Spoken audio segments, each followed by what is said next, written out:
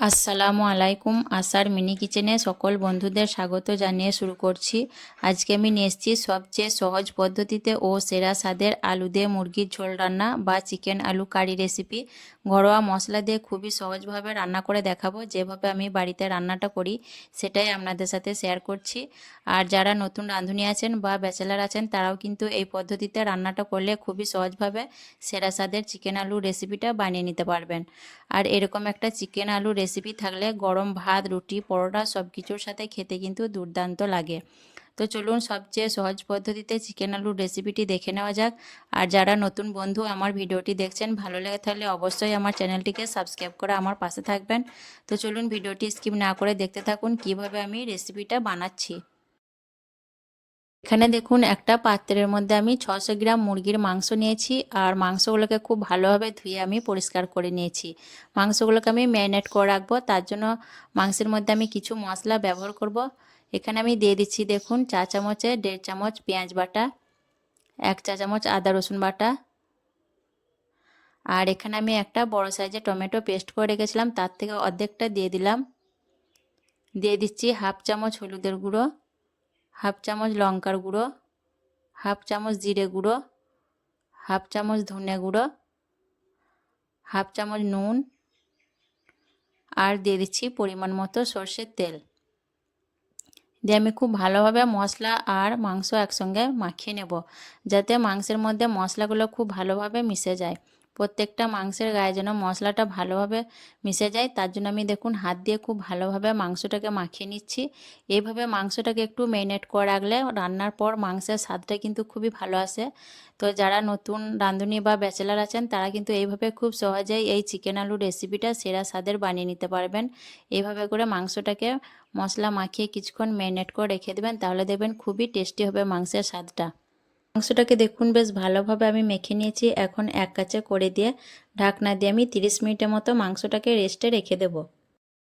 30 minute পর আমি রান্নার দিকে চলে এলাম। গ্যাস অন করে আমি কড়াই বসিয়ে দিয়েছি আর দিয়ে দিচ্ছি পরিমাণ মতো সর্ষের তেল। রান্নাটা অবশ্যই সর্ষের তেলেই করবেন। তারপর আমি তেলের মধ্যে দিয়ে দিচ্ছি সামান্য নুন আর সামান্য হলুদের গুঁড়ো। তেমনি নাড়াচাড়া করে ভালোভাবে মিশিয়ে নিয়ে তেলটাকে ভালোভাবে গরম করে নেব। তেলটাকে ভালোভাবে গরম করে নেওয়ার পর দিয়ে দিচ্ছি কেটে রাখা আলু। এখানে আমি দুটো মিডিয়াম সাইজের আলু ব্যবহার করেছি। আর আলুগুলোকে দেখুন এইভাবে আমি ডুমো ডুমো করে কেটে নিয়েছি। একটা আলুকে আমি 4 পিস করে কেটে নিয়েছি।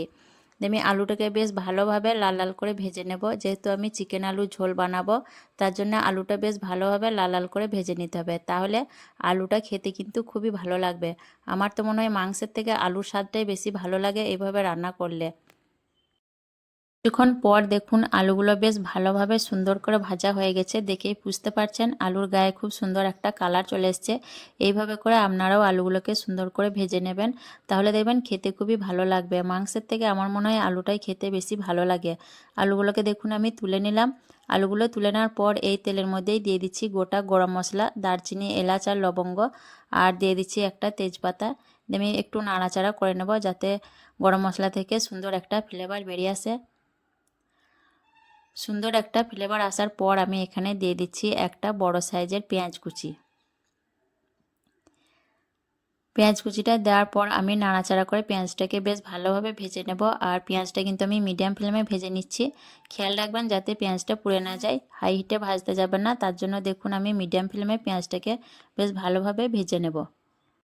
পেঁয়াজটাকে দেখুন আমি বেশ ভালোভাবে ব্রাউন কালার করে ভেজে নিয়েছি। দেখেই বুঝতে পারছেন খুব সুন্দর একটা কালার চলে এসছে।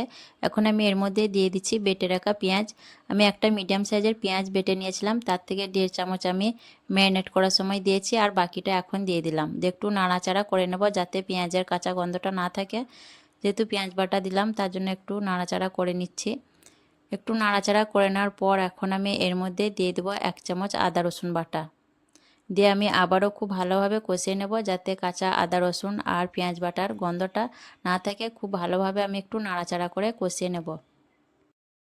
আদা রসুন কষাতে কষাতে এখন আমি এর মধ্যে দিয়ে দিচ্ছি চা চামচে 1 চামচ চিনি। এতে করে সুন্দর একটা কালার আসবে আর মাংসের টেস্টটাও কিন্তু ব্যালেন্স হবে। আমি লো টু মিডিয়াম ফ্লেমে খুব ভালোভাবে আদা রসুনটাকে কষিয়ে নিচ্ছি।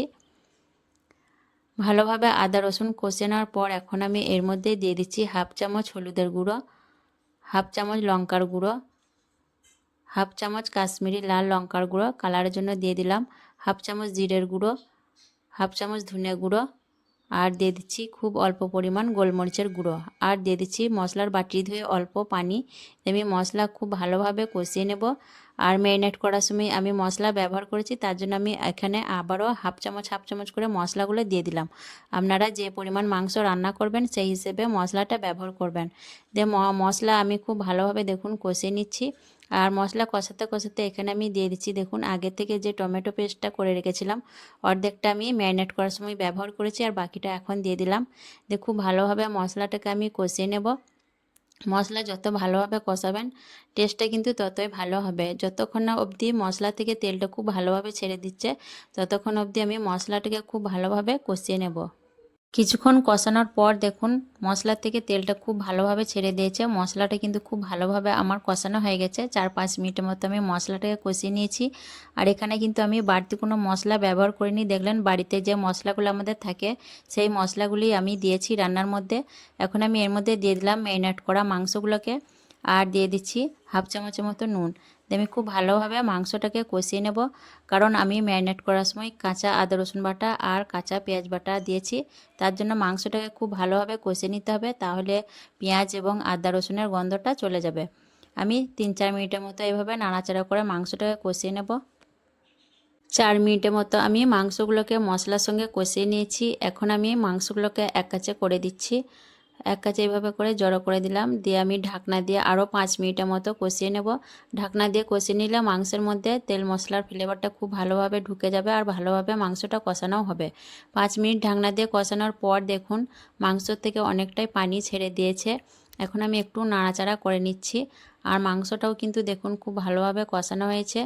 এইভাবে করে মিডিয়াম ফ্লেমে ঢাকনা দিয়ে মাংসটা একটু কষিয়ে নিলে মাংসটা খুব ভালোভাবে কষানো হবে, আর মাংসের মধ্যে যে তেল মশলার ফ্লেভারটা সেগুলো কিন্তু ভালোভাবে মাংসের মধ্যে মিশে যাবে। একটু নাড়াচাড়া করে নেওয়ার পর আমি এখন এর মধ্যে দিয়ে দেবো ভেজে রাখা আলুগুলোকে।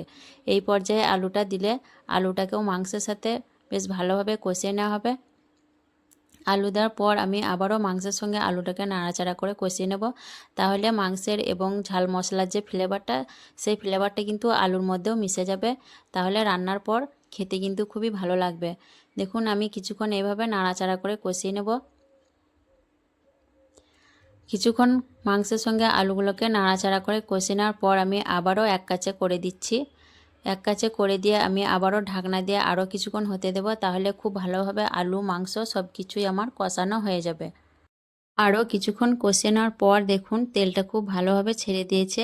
আর এখনও পর্যন্ত কিন্তু আমি এখানে কোনো রকম পানি ব্যবহার করিনি, পানি ছাড়াই কিন্তু আলু মাংস বেশ ভালোভাবে কষিয়ে নিয়েছি লো টু মিডিয়াম ফ্লেমে। আর এইভাবে করে পানি ছাড়াই মিডিয়াম টু লো ফ্লেমে মাংসটাকে কষিয়ে নিলে মাংসের মধ্যে যে নিজস্ব একটা পানি থাকে সেই পানির মধ্যে আলু মাংস কিছুটা সেদ্ধ হয়ে গেলে মাংসের ফ্লেভারটা কিন্তু সবচেয়ে সেরা স্বাদেরই হয়। তো এইভাবে করে আপনারাও মাংসটাকে পানি ছাড়াই লো টু মিডিয়াম ফ্লেমে কষিয়ে নেবেন, তাহলে দেখবেন একদম সেরা স্বাদের মাংসটা রান্না হবে ভালোভাবে। মাংস আলু দেখুন আমার কষে নেওয়া হয়ে গেছে। এখন আমি এর মধ্যে দিয়ে দিচ্ছি ঝোলের জন্য পানি। আর এখানে আমি একটু উষ্ণ গরম পানি ব্যবহার করেছি ঝোলের জন্য। ঝোলটা আপনাদের পছন্দ মতো দিয়ে দেবেন। তো আমি ভালোভাবে নাড়াচাড়া করে মিশিয়ে নিচ্ছি। আলু মাংস ঝোলের সঙ্গে ভালোভাবে নাড়াচাড়া করে মিশিয়ে নেব। ভালোভাবে নাড়াচাড়া করে মিশিয়ে নেওয়ার পর আমি ঢাকনা দিয়ে আবারও 10 মিনিটের মতো রান্না করে নেব। আরও 10 মিনিট রান্না করার পর আমি ফিরে এলাম। দেখুন মাশাআল্লাহ দেখতে কতটা লোভনীয় হয়েছে। দেখতে যেমন লোভনীয় খেতেও কিন্তু ততটাই সেরা স্বাদের হয় এই রেসিপিটি। আর এইভাবে রান্না করে যাকে খাওয়াবেন সেই কিন্তু আপনার খুবই প্রশংসা করবে। আর গরম ভাত রুটি পরোটা সব কিছুর সঙ্গে কিন্তু খেতে অসাধারণ লাগে। তো দেখুন 10 মিনিট রান্না করার পর আমার সব কিছুই খুব ভালোভাবে সেদ্ধ হয়ে গেছে আলু মাংস। এখন আমি এর মধ্যে দিয়ে দিলাম থেতো করে রাখা 2টো কাঁচা লঙ্কা, এতে করে সুন্দর একটা ফ্লেভার আসবে। আমি নাড়াচাড়া করে ভালোভাবে মিশিয়ে নেব, দিয়ে 1 মিনিটের মতো ফুটিয়ে নেব। তাহলেই কিন্তু আমার একদম রেডি হয়ে যাবে আলু দিয়ে মুরগির ঝোল বা চিকেন আলুর ঝোল রেসিপি। 1 মিনিটের মতো ফুটিয়ে নেওয়ার পর আমি গ্যাসের ফ্লেমটাকে অফ করে দিয়ে 2 মিনিটের মতো স্ট্যান্ডিং টাইমে রেখে আপনাদের পরিবেশন করে দেখিয়ে দেব। স্ট্যান্ডিং টাইমে রাখার পর দেখুন আপনাদের পরিবেশন করে দেখিয়ে দিচ্ছি। মাশাআল্লাহ দেখুন কতটা লোভনীয় হয়েছে দেখতে, আর খেতেও কিন্তু একদম সেরা স্বাদের। এইভাবে খুব সহজেই আপনারাও কিন্তু একবার বাড়িতে বানিয়ে দেখবেন। আলু দিয়ে মুরগির ঝোলের এই রেসিপি খেতে কিন্তু দুর্দান্ত লাগে গরম ভাত, রুটি, পরোটা সব কিছুর সাথেই। আর কেমন লেগেছে আজকের এই রেসিপি অবশ্যই কমেন্টে জানাবেন। ভালো লাগলে লাইক করবেন, শেয়ার করবেন, আর আমার চ্যানেলটিকে সাবস্ক্রাইব করে আমার পাশে থাকবেন। আসবো আবারও অন্য কোনো রেসিপি নিয়ে। সকলে ভালো থাকবেন, সুস্থ থাকবেন। আল্লাহ হাফেজ।